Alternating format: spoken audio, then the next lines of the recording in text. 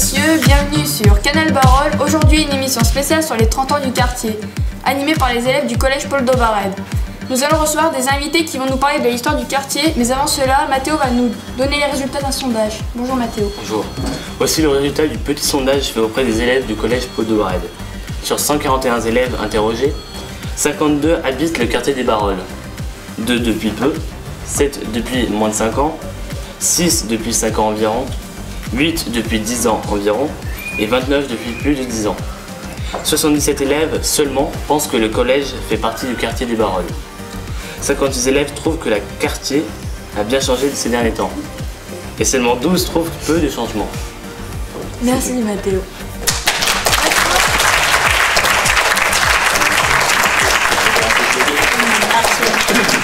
Et maintenant, nous allons interviewer Madame Gingène. Bonjour. Bonjour Kevin. Comment êtes-vous arrivé à Saint-Genis-Laval?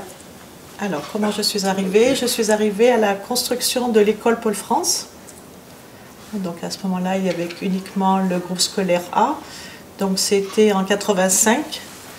Donc en fait, j'ai vu toute l'évolution qui s'est passée au sein de ce quartier. Donc très vite, le groupe A a été bien rempli parce que donc des habitations, à l'époque il y avait juste le Galliope et les Griottes. Oui. Donc le groupe scolaire est devenu petit très rapidement, donc la construction du deuxième groupe scolaire, la salle d'assemblée, le claé, le centre de loisirs, voilà, donc j'ai vu toute cette évolution-là. Et qu'est-ce qui vous a plu dans le quartier? Alors dans le quartier, c'était vraiment le côté petit quartier familial, la place des Basses-Baroles était très prisée, le soir on descendait, il y avait des parties de pétanque, les enfants jouaient, c'était très vivant. La coulée verte, donc il n'y avait rien. Donc c'était l'hiver, des pistes de ski, les enfants faisaient de la luge, voilà, on faisait tout ça. Et quels souvenirs avez-vous gardé de vos premières années au quartier? Une ambiance très familiale, très chaleureuse, tout le monde se connaissait, c'était très sympa. Moi habitant en plus dans l'école, donc on connaissait tous les enfants nous connaissaient, donc voilà, c'était des très bons moments. Merci.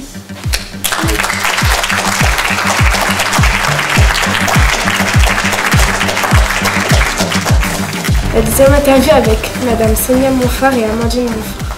Bonjour. Bonjour. Comment êtes-vous arrivée sur Saint-Genis-Laval? Alors, nous sommes arrivés en décembre 1984 sur le lotissement qui s'appelle le Bois des Chênes, qui était tout juste terminé. Il y avait une partie qui n'était encore pas terminée. On fait partie des premières à s'être installées sur le Bois des Chênes. Amandine avait 4 ans et demi quand nous sommes arrivés. Et ça a été une arrivée festive. On quittait un appartement pour arriver dans une maison de terre, comme disait Amandine à l'époque, puisqu'il y avait de la terre de partout. Il y avait des constructions de partout. Voilà, on est arrivé sur Saint-Genis juste avant les fêtes de Noël 84. Qu'est-ce qui vous a plu dans ce quartier? C'était un nouveau quartier, c'était beaucoup des familles qui s'installaient, donc des enfants. Et puis il y avait tout à faire sur le quartier. Les immeubles n'étaient pas tous construits, l'école n'était pas construite, mais on avait l'impression que ça allait être un quartier où il allait faire bon vivre et on ne s'est pas trompé, on s'y est plu. Quels souvenirs gardez-vous des premières années sur le quartier? Mes souvenirs d'enfant, donc c'est-à-dire se faire plein de copains et plein de copines parce que voilà, tous ceux qui habitaient dans le lotissement, on allait tous à l'école au même endroit. Donc en plus au début c'était un petit peu rigolo parce que comme l'école n'était pas ici, on prenait le car le matin et on allait à l'école à Guillou. Après j'ai fait une partie de ma grande section de maternelle dans la classe qui maintenant correspond à la cantine, je crois. Donc c'était une classe.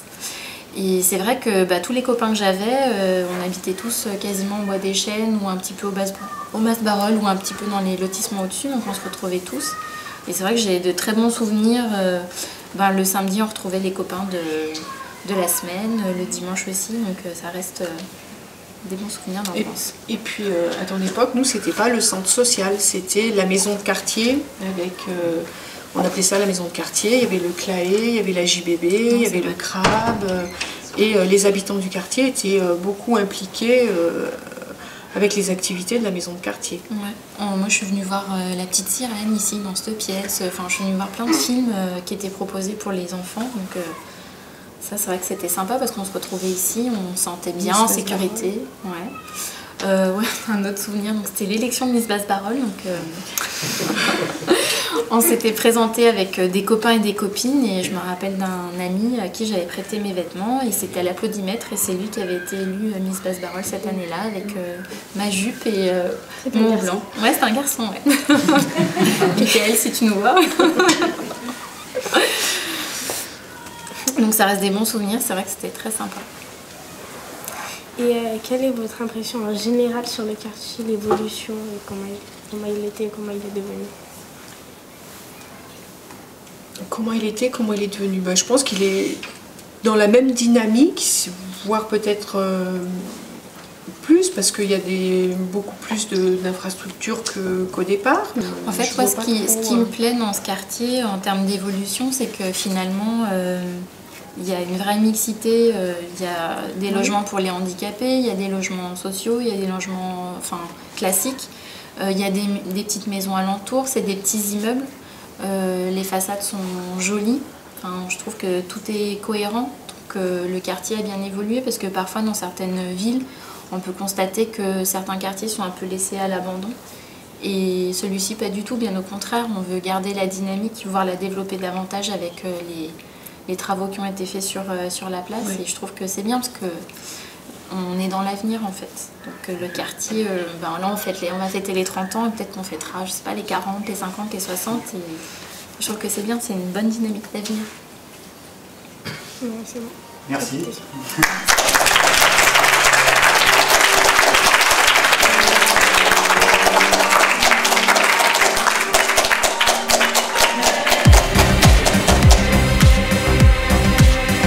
Je suis au Basse-Barol depuis 74 ans. Je suis né le 15 juin 1940 à la ferme de mes parents qui se trouvait route de Charly le 15 juin. J'ai vu beaucoup de changements puisqu'à l'époque, sur le petit quartier ici, il y avait en gros entre 6 et 10 maisons sur l'ensemble des Basse-Barol. Trouvez-vous que le quartier a évolué? Le quartier a été bouleversé complètement puisqu'il n'y avait que des champs et du maraîchage dans toutes les Basses-Barol. Et ça a commencé par des tractations assez longues avec la commune et les investisseurs qui voulaient faire quelque chose de monumental. La commune a réussi à rétrécir au maximum l'emprise des Basses-Barol qui aurait été certainement trop grande pour rester une petite partie de Saint-Genis-Laval. On était plusieurs familles. Nous, il y avait que des grandes familles. Nous, on était 7 familles. Les voisins étaient 14, d'autres 13 et 8. On était donc avec 4 familles. On arrivait facilement à faire une équipe de foot, ce qui était formidable. Et on était vraiment tous unis. Et j'ai très bien vécu jusqu'à l'âge de 16 ans dans ce quartier. Bon, après, il a changé. Mais il a été choisi il est passé un moment, quand les Basses-Barol sont décidés, il fallait agrandir Saint-Genis. Il y avait des décisions qui devaient être prises, que ça soit sur les Hautes-Barol ou les Basses-Barol. C'était les Basses-Barol qui ont été choisis parce que, disons, pour l'agriculture, c'était peut-être des terres plus froides et moins importantes. Et puis, on était plus près des infrastructures comme la future autoroute qui est à côté. Donc, ça a été choisi. Mais moi, je pense que ce quartier était très bien réussi à l'époque. Il fait quand même bon vivre aujourd'hui. plus évolué, il a été carrément bouleversé, le quartier, parce qu'avant ce n'était que des prés, des prairies, des cultures, des grands établissements comme l'établissement horticole Léon Pain.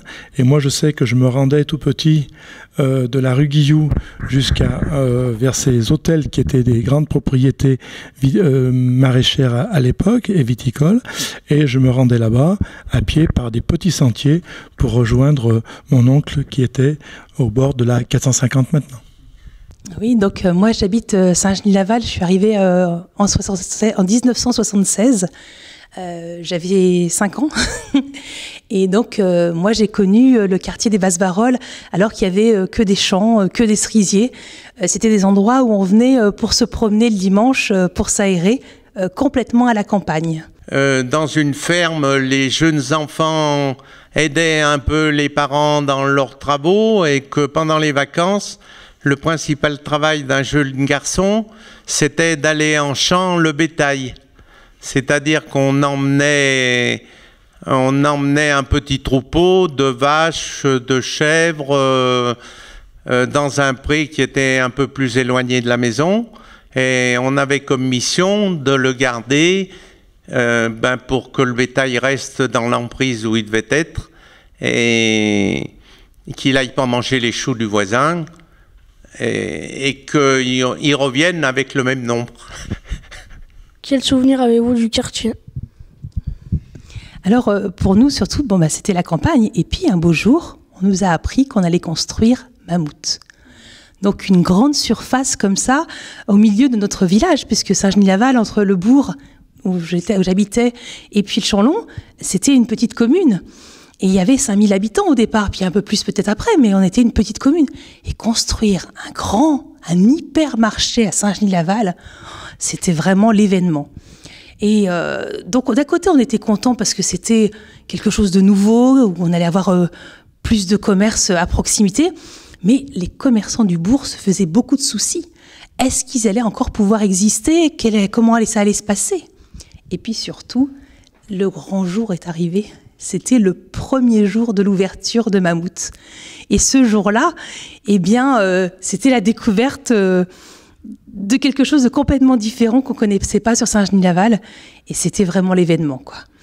Et puis petit à petit, le quartier des Basses-Barolles s'est construit, tous les petits immeubles, et on était vraiment contents parce que ces petits immeubles, ils sont beaux et ils rentrent bien dans le quartier. Et c'est quelque chose qui nous a beaucoup plu sur Saint-Genis-Laval, quoi. Que pensez-vous du quartier actuellement? Je pense que ça a été bien pensé parce que c'est quand même, ça a déjà pris des années, mais aujourd'hui, je pense que ce quartier, moi-même, qui a vu l'évolution, parce que j'étais premier adjoint et mon père était maire longtemps de cette commune, 26 ans. Moi, je suis resté une vingtaine d'années aussi comme élu, comme premier adjoint à Saint-Genis-Laval. Et ce quartier nous a pas souvent posé de problème, malgré ce qu'on a pu dire. Je pense que ça a été bien pensé parce que il fait un bon. C'est pas la densification. Tout le monde. On est quand même une cité à la campagne. C'est un quartier qui est animé. Et puis le centre social des Basses-Barolles fait en sorte que cette animation se perpétue et il y a une ambiance qui paraît intéressante. Je sais qu'en tant qu'élu pour la ville, nous avons créé sur place quelques terrains de sport qui leur permettent aussi d'évoluer. Et puis les constructions qui sont attenantes à la salle des assemblées permettent aussi aux jeunes de pouvoir être dans une ambiance intéressante. Merci.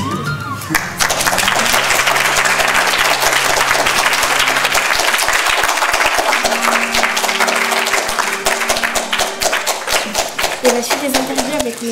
Clément et M. Lebois. Bonjour. Bonjour. Alors, comment a été pensée la construction du quartier? Question directe à M. Lebois. Ça remonte bien avant que je sois arrivé à Lyon. Je suis arrivé à Lyon en 1978 pour m'occuper de ce quartier, précisément. Mais il y avait déjà des gens qui travaillaient là-dessus depuis au moins 10-12 ans. Ça prend un temps de maturation très long, parce qu'il y a plein d'intérêts contradictoires à mettre d'accord. Donc moi je suis arrivé ici juste pour lancé la phase opérationnelle, c'est-à-dire l'agence d'urbanisme du Grand Lyon, qui s'appelait la Courlie à l'époque, avait fait un plan d'ensemble. Et ensuite, mon travail, c'était de le transformer, ce kilomètre-carré de campagne, en 1 kilomètre-carré de ville. Et bon, c'était un travail un peu long, je n'ai fait qu'au début d'ailleurs, parce que je n'y ai travaillé que jusqu'en 85, 86 par là. Mais donc, ça a commencé par une volonté politique, puis un plan d'urbanisme, puis l'achat des terrains, puis la réalisation des équipements, les égouts, les réseaux de toutes sortes, les routes, puis la vente des terrains aux gens des centres commerciaux, aux gens de Spécia, aux différents promoteurs qui ont travaillé. Et puis la réalisation des équipements publics. Voilà. Je vais ajouter mon grain de sel en remontant dans le temps, et je rejoindrai M. Fillot, parce que 78, c'est votre arrivée. Oui. Et donc nous avons vécu en amont, et Étienne le sait très bien, donc le fait que, grosso modo, 3/4 des terrains ont été achetés par un promoteur privé qui avait l'intention de réaliser au Barreul ce qui était inscrit à l'époque, années 65-66, c'est-à-dire dans le cadre d'une ZUP, et c'était 10 000 habitants qui étaient inscrits sur les basses Barreul. Et pour mémoire, 20 000 sur les hautes Barreul. Bon. Et ce promoteur en question n'a pas pu aboutir, à mon avis, essentiellement parce qu'il n'avait pas l'utilité publique lui permettant de maîtriser et faire tout le travail. Et donc, il a revendu, j'ai pris au passage, donc il a été amené à revendre tous ses terrains à la Serle, et c'est 1979, donc 13-14 ans après, que l'opération s'est réalisée sous l'égide de la Serle, et avec, à mon avis, un changement complet de perspective sur l'urbanisation. Comme je l'ai pu l'écrire, on a tiré, enfin, vous les architectes, peut-être les politiques plus encore derrière, la leçon de beaucoup de choses qu'on ne voulait pas reproduire. Je pense aux Minguettes ou autre chose comme ça, et on a fait à Saint-Genis, grâce à des gens comme vous, et tout ce qu'on a entendu le prouve, quelque chose qui est extrêmement équilibré et permettant le bon vivant. C'est-à-dire avant, on avait commis quelques erreurs. Depuis que j'ai commencé à travailler, c'est l'époque de la construction, donc on a fait les grands ensembles dont on est en partie responsable, et donc faire des erreurs ça arrive, mais il faut en tirer des leçons, ça s'appelle l'expérience ça. Et donc on avait commencé à avoir un peu d'expérience à cette époque-là pour ne pas reproduire ce qui avait été fait précédemment aux Minguettes ou dans des quartiers comme ça. Quelle est l'origine du nom des basses Barreul? D'abord, ça remonte à... Alors, les basses Barreul, c'est un terrain sur lequel les gens se sont étripés au Moyen-Âge. Il y a eu une bataille célèbre qui s'appelle la bataille de Brignais. Les Tarvenus. Les Tarvenus, ça a été... Il y a même un héritier, un prince de Bourbon, de France, qui s'est fait tuer ici. C'est pour ça que c'est un lieu qui remonte à loin. D'où vient le nom? Il y a les hautes Barreul, les basses Barreul. Un jour, quand on n'arrivait pas à vendre les terrains d'activité, j'ai fait appel à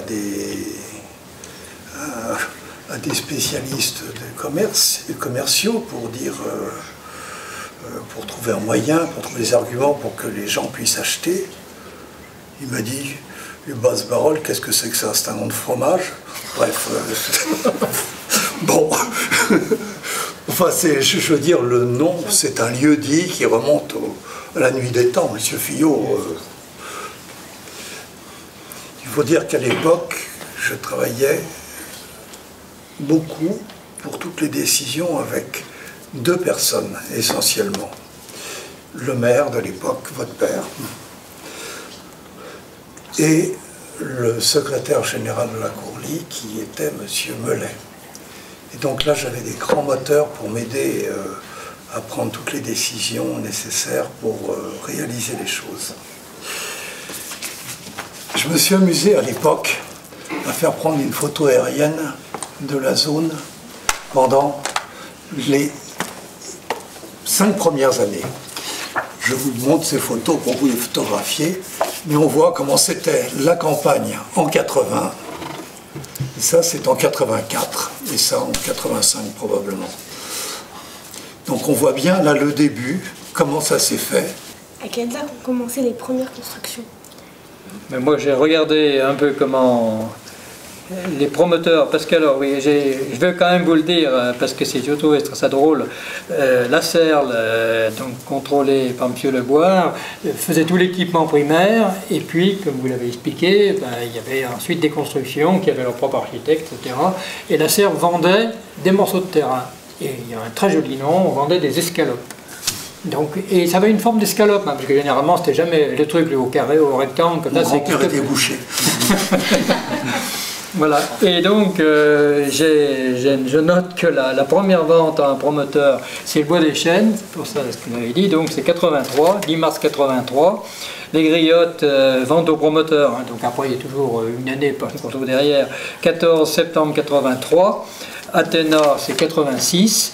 Puis ainsi de suite, et je ne sais pas si vous me posez la question, mais je vous le dis tout de suite, que la dernière promotion, à mon avis, collective qui a eu lieu, c'est Champagnat, qui est au bout de l'allée des Barolles, voilà, et qui est de 90. À quel moment a été construit le centre commercial? Ben, c'est le tout début. Ah bah ça, oui, tout au début. On a commencé par, c'était la première opération, c'était le moteur. Pour commencer le centre commercial, il fallait que l'échangeur soit fait, parce qu'il fallait un échangeur pour alimenter le centre commercial qui avait une zone de chalandise, c'est-à-dire une attraction qui allait au-delà de Saint-Genis-Laval. Donc pour éviter les embouteillages, il fallait vraiment qu'il y ait cet aménagement routier. Et cet aménagement routier, on le voit se réaliser sur les photos que je vous ai montrées. Ça date d'il y a, je sais pas, 80-81. C'est-à-dire mon ambition à l'époque, c'était, je pense qu'on a réussi de ce point de vue pas mal, c'est qu'on oublie que ce soit une ZAC et que ça soit simplement un quartier de Saint-Genis, tout banal. C'était vraiment ce que j'avais envie. À l'opposé de ce qui pouvait se passer pour Vaux-en-Velin ou des endroits comme ça.